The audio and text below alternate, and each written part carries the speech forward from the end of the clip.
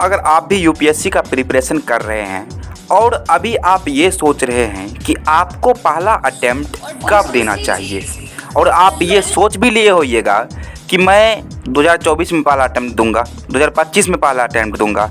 ठीक है, आप तो सोच लिए हैं, लेकिन दोस्तों आज मैं आपको बताऊंगा कि आपको पहला अटेम्प्ट देना कब चाहिए, कौन सी क्राइटेरिया चाहिए पहला अटेम्प्ट देने के लिए, वो नहीं बताऊंगा। मैं आपको ये बताऊंगा पहला अटेम्प्ट देने के लिए आपके पास कितना ज्ञान होना चाहिए, तब जाकर के आप पहला अटेम्प्ट दे सकते हैं, वो आपको बताने वाला हूँ। तो दोस्तों आप लोग इस वीडियो में शुरू से लेकर के लास्ट तक बने रहिएगा।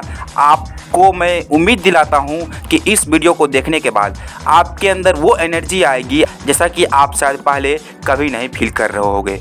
सबसे पहला बात देखो दोस्तों, यूपीएससी एग्ज़ाम में सिलेक्शन उसी का होता है जो छात्र सिलेबस को कंप्लीट पढ़ते हैं। तो आपको क्या करना है दोस्तों, सबसे पहले कि सिलेबस को कंप्लीट पढ़ना है, उस टॉपिक को छोड़ना है जहां से कम मार्क्स आने वाले होंगे एग्जाम में, वो आपको टीचर बताएंगे, वो तो एक अलग बात हो गई। लेकिन दोस्तों आप पहला अटेम्प्ट तब देना जब आपका सिलेबस कंप्लीट तरीक़ा से कवर अप हो जाए, एकदम कंप्लीट तरीक़ा से। अगर आप ये सोच रहे हो कि प्रीलिम्स एग्ज़ाम देने के बाद 4 मंथ बचते हैं, उसके बीच में ये काम करूँगा, तो वो आप गलत सोच रहे हो मेरे भाई।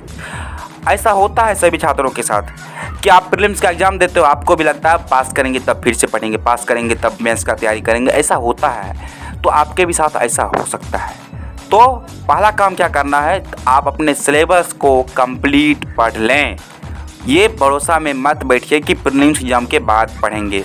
दूसरा बात जो है कि आप पहले एग्ज़ाम देने से पहले दोस्तों कि प्रीवियस ईयर क्वेश्चन को सॉल्व कर लें, जितने लगभग 10 साल के प्रीवियस ईयर क्वेश्चन को, तब जा कर के आप एग्ज़ाम दें। इससे क्या होता है, जब आप प्रीवियस ईयर क्वेश्चन को सॉल्व किए होते हैं तब ये फिक्स हो जाता है कि आप पास करोगे या फिर फेल करोगे। ये फिक्स हो जाता है प्रीवियस ईयर क्वेश्चन को सॉल्व करने के बाद। अगर एक बार आप प्रीलिम्स को पास कर लेते दोस्तों, तो आप अपने अंदर ये क्वालिटी पैदा कर लो कि अगर हम दूसरे बार प्रीलिम्स दें तो उसमें हम फेल ना करें। इसलिए ये वीडियो बना रहा था कि आप अगर एक बार प्रीलिम्स पास कर लो तो ऐसी नौबत ना आए कि आप दूसरे बार प्रीलिम्स पास ना करो। और एक बात और है, अगर आपका पहली बार में सिलेक्शन नहीं होता है तो वहाँ पर के जा कर के आपका दूसरी बार में भी सिलेक्शन होने के चांसेस कम होती है। उस स्थिति में जब आप फाइनल मेरिट लिस्ट से बाहर हुए होंगे तब। ऐसा क्यों होता है? ऐसा इसलिए होता है जब फाइनल मेरिट लिस्ट से बाहर होने के बाद दोस्तों कि आपके पास टाइम नहीं बचता है। फाइनल मेरिट लिस्ट की बात करता हूँ, जिस मेरिट लिस्ट के आने के बाद लोग या तो आईएएस बनते हैं या तो आईपीएस बनते हैं, किसी न किसी पोस्ट पे आते हैं, या फिर वो बेरोजगार का लेने लगते हैं। उस वाली यानी कि लास्ट मेरिट लिस्ट में अगर आपका सिलेक्शन नहीं होता है तब की बात कर रहा हूँ मैं। जब आपका नहीं होता है दोस्तों पहली बार में, तो दूसरी बार में आपका चांस कम ही होता है, क्योंकि दोस्तों फाइनल मेरिट लिस्ट आने के बाद आपके पास टाइम नहीं होता है, यानी कि 2-3 दिन का टाइम होता है और फिर से प्रीलिम्स एग्ज़ाम आपको देना होता है। हाँ, बहुत सारे ऐसे छात्र हैं जिसका अच्छे क्वालिटी का प्रिपरेशन होता है, वही फिर जाकर के पास कर सकते हैं। इसलिए आपको कोशिश करना है कि आप पहले अटेम्प्ट में ही सब चीज़ का प्रिपरेशन करके दें।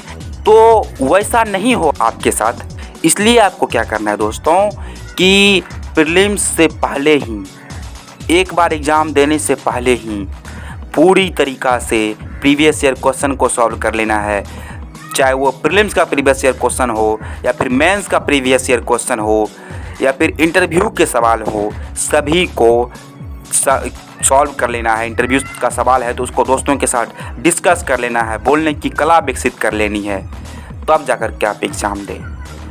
और एक बात और है, वो आंसर राइटिंग स्पीड को लेकर के है दोस्तों। अगर आपका आंसर राइटिंग स्पीड 7 मिनट में 250 वर्ड 300 वर्ड लिखने के लायक नहीं है तो आप एग्ज़ाम ही मत दो, प्रीलिम्स का एग्ज़ाम ही मत दो, अगले बार देना।